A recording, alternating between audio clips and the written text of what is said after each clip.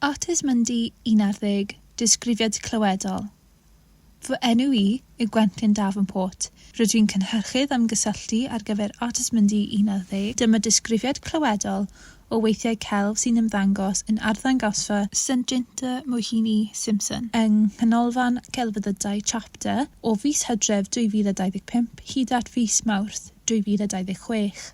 Artist cyfoes yw Simpson sy'n archwilio am fideo, cof a thrawma trwy ei waith celfyddydol. Mae hi'n ddisgynydd i lyfrwyr rwymedig a gafodd ei hanfon o India i blanhigfeydd siwgr trefedigaethol yn Ne Affrica. Wrth weithio gyda chlai, fideo, sain, peintio a gosodwaith, mae Simpson yn defnyddio deunyddiau fel lludw, cans siwgr, pridd a phapur wedi'i wneud â llaw i drafod syniadau ymlafur, tir a dadleoli. Mae ei gwaith hi'n canolbwyntio ar fywydau a phrofiadau sydd yn aml heb eu cynnwys o fewn cofnodion trefedigaethol swyddogol, yn enwedig profiadau menywod. Trwy lenwi sawl blwch a thwll yn yr archifau trefedigaethol, mae ei gwaith yn cysylltu anghyfiawnder hanesyddol a thrafodaethau ein hoes ni ynghylch hawliau dynol, mudo a chyfrifoldeb amgylcheddol. Gwaith celf 1, Llestr, Rhif 5, 2024. Rydych chi'n sefyll yn y fynedfa i oriel hir tebyg i neuadd, tua 30 metr o hyd a 10 metr o led. Mae'r gofod yn ymestyn i'r dde ac ar hyd 2 ochr y neuadd, mae penterau mawr o bridd sy'n codi hyd at eich canol. Mae llwybr troellog wedi'i dorri trwy'r canol, fel bod ymwelwyr yn gallu cerdded rhyngddyn nhw. Mae'r pridd yn ffurfio bryniau meddal tonog sy'n dolenni ac yn lapio o gwmpas 2 golofn fawr sy'n codi ar y naill ochr a'r llall i'r neuadd. Mae wyneb y pridd yn arw ac anwastad, gyda lympiau cerrig a gwaead gronynnog. Mae'n lliw brown siocled dwfn cyfoethog. Ar wasgar dros y pridd mae dwsinau o lestri clai du, sef lota. Llestr bach yw lota, gyda chorff crwn a gwddf byr sy'n ymledu'n agored yn y top. Mae nhw'n amrywio o ran maint, mae rhai tua maint dwrn ac eraill yn agosach at siap melyn bach. Mae pob llestr yn naill ai'n sefyll neu yn gorwedd ar ochr, yn wynebu i gyfeiriadau wahanol. Does dim un wedi ei osod a'i benni lawr yn y pridd. Wrth symud trwy'r gofod, o'ch cwmpas, fe glywch synau sy'n dod o'r llestri. Mae'r cyfyniad o bridd, llestri a sain yn creu amgylchedd tawel, myfyriol, sy'n eich tywys trwy'r oriel. Mae'r profiad yma yn dal olion siwrneuau, llafur a bywydau a gafodd ei cario dros dir a môr.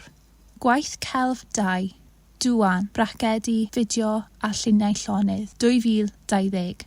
Wrth agosau at y wal ymhen pella'r neuadd, ar y dde mae lle'n drwchus o flaen mynedfa i ystafell fawr dywyll. Mae'r stafell yn ymestyn i'r dde tua lled y neuadd y deithoch chi ohoni. Ar y wal bellaf mae tafluniad mawr o'r llawr i'r nenfwd yn arddangos fideo ar lŵp. Yng nghanol yr ystafell mae mainc hir heb gefn. Mae'r fideo'n agor gyda golygfa eang o'r môr. Mae tonau ysgafn yn brigo ar wyneb y dŵr. Uwchlaw'r tonau, mae'r awyr yn las llachar agored. Mae lleiad yn hongian yn ochr chwith y ffram, ac mae adar yn cylchu'n araf uwchben yn y pellter. Mae'r olygfa newid i blanhigfa siwgr. Mae canod siwgr tal yn llenwi'r sgrin, a'i dail hir yn sifrwd ac yn symud yn y gwynt wrth i awel ysgafn symud trwy'r cae. Daw ffigwr i'r golwg ymhlith y planhigion. Rydyn ni'n gweld llun agos o ddwylo, rhai ag ôl tywydd a gwaith arnyn nhw. Mae'n debyg mai menyw yw'r ffigwr. Rydyn ni'n gweld ei gwefusau yn sych a chraciog. Mae hi'n byseddu ei gwallt tywyll tonog yn ysgafn. Dydyn ni byth yn gweld ei hwyneb llawn. Trwy'r dail hir gallwn weld y deryn yn dal i gylchu uwchben. Mae'r fenyw'n dal i fod yn anhysbys, wrth iddi gerdded trwy'r blanhigfa drwchus. Mae hi mewn gwisg o liain gwyn sy'n gyferbyniad llwyr a'i gwallt tywyll a gwyrdd moethus yw canod siwgr. Mae mwg yn dechrau codi yn y pellter. Mae sŵn saethu'n dod yn uwch ac yn nes. Mae symudiad y fenyw'n cyflymu wrth iddi fynd trwy'r cae. Mae'n ymddangos bod y mwg yn dod o'r canod siwgr wrth i dan isel dechrau lledaenu drostyn nhw. Mae synau saethu a dinistyr yn cryfhau wrth i fideo torri'n sydyn i golcerth o dan. Mae'n llenwi'r sgrin â mw, gres a phlanhigion llosg. Daw'r sŵn dinistyr i ben yn sydyn, ac mae'r fideo yn torri i ddangos y blanhigfa sydd bellach yn dir crinsych di. Darfenniw nôl ar y sgrin, yn symud yn araf drwy'r cae marw. Mae adar yn dal i gylchu uwchben. Mae egin canod siwgr newydd yn dechrau codi o'r tir myglyd. Mae'r fideo'n dychwelyd at y môr, y tonau'n torri ar y lan, gan awgrymu cylchoedd o symud, dinistyr ac adnewyddu. Gwaith Celf 3, Cwli Cari, 2025. Dechreuwch gerdded yn ôl ar hyd y llwybr rhwng y pridd a'r llestri, tuag at y lle y ddeithoch chi mewn. O'ch blaen, mae oriel llai o maint yn agor o ganol y brif neuadd i'r dde o'r fynedfa heibio i'r bwrdd derbyn. Wrth gamu mewn i'r stafell hon, mae thair sgrôl hir wedi ei harddangos ar wal wyn yr oriel. Mae'r sgroliau wedi eu hongian ar wahanol uchderau yn codi o'r un ar y chwith sy'n tua thaldra oedolyn cyffredin i'r un bellaf ar y dde sydd tua 3 metr o uchder. Mae pob sgrôl yn dadrolio i lawr ar fwrdd metal sydd wedi ei lleoli oddi dano, ac yn ymestyn yn gyrchau meddal sy'n debyg i donau.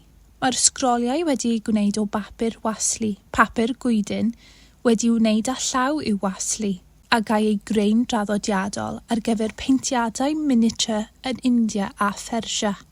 Mae tir a môr wedi ei peintio ar arwynebau'r sgrolau mewn ffordd a allai'n hatgoffa o fapiau hanesyddol. Lliw hufen tawel sydd i'r tir. Ei ymylon yn troi ac yn ymddolenni i mewn ac allan o'r ffram. Ar draws y tir mae caeau canod siwgr wedi ei peintio'n siapau hirgil gwyrdd llachar. O edrych yn agos, gellir gweld coesynau brawn golau trwchus o dan y dail.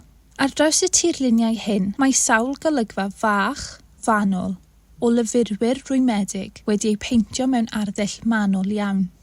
Menywod ydyn nhw, wedi ei lapio mewn lliain gwyn sy'n gorchuddio eu cyrff a'i pennau. Mae ei dwylo a'i chwynebau nhw wedi ei peintio'n wahanol ar lliwiau o frown. Mae rhai menywod yn cario bwndeli o ganod siwgr. Mae eraill yn eistedd gyda'i gilydd yn dawel yn ddigon agos i sibrwd. Mae par yn cofleidio wrth i un dawelu'r llall. Mae rhai'n cario basgedi. Mewn un olygfa, mae menyw yn plethu gwallt ferch ifanc. Mewn un arall, mae grŵp o ferched yn trin y pridd. Mae'r môr ar y sgroliau'n las dwfn cyfoethog, yn llawn rhesi o hanner cylchoedd concentric fel cen pysgod. Wedi ei peintio mewn dwyseddau gwyn amrywiol, rhoi'n llai ac eraill yn fwy, mae'r rhesi'n ffurfio llwybrau sy'n llifo'n ôl ac yn blaen ar draws y cefndir glas, gan ddynwared symudiad a dyfnder tonau'r môr. Mae cyrff wedi ei lapio mewn gwyn yn arnofio ar wyneb y dŵr. Mae un fenyw yn mynd gyda'r llif. Yn y sgrôl ganol, mae cwch hwylio yn agosau at y tir o'r dwyrain. Y tu mewn i'r cwch, mae 2 grŵp o fenywod yn eistedd yn agos at ei gilydd yn disgwyl cyrraedd y tir. O fewn y lluniau, mae yn y destun llawysgrifen o eiriau o ganeuon werin o 3 diwylliant. Ar y wal i'r dde, o'r sgroliau, mae cerdd hir mewn llawysgrifen gan yr artist. Gyda'i gilydd, mae'r gwaith yn gwahodd myfyrdodau ar fido hof trawma a hanesion a bywydau cudd menywod Indiaidd o fewn system y llafurwyr rwymedig. Diolch am wrando, dyma diwedd y disgrifiad Sain.